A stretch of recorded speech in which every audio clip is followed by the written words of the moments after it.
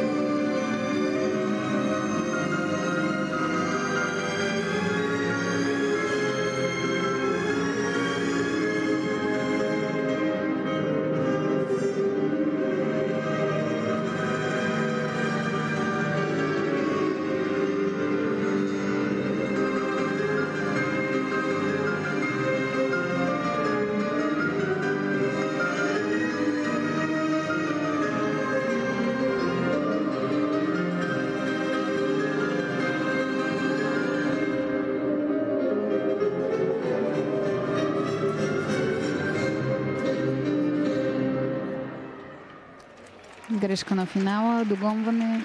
Преди това точно на динамичният елемент с ротация една от гимнастичките също допусна неточност, не успя да насочи уреда и да изпълни. Елементът ще отпадне, тъй като трябва да бъде изпълнен едновременно и от 5-те гимнастички. Имаха и те някои проблеми и неточности, но наблюдаваме едни много по-ниски оценки от това, което бяхме свикнали до сега да виждаме. Много са редуцирани, освен броят на елементите и критериите, които биха могли да бъдат натрупвани, особено в ансамбловите съчетания.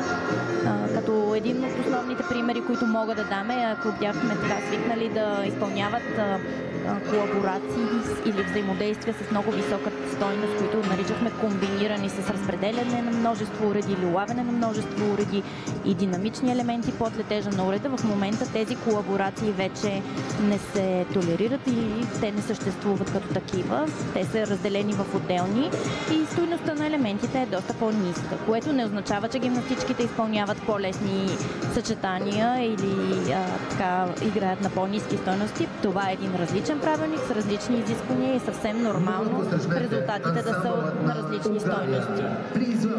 Виждаме доста по-ниска оценка за отботини 50, така че всички тези грешки, които го сподели ти, са отразени, но пък тази оценка е по-висока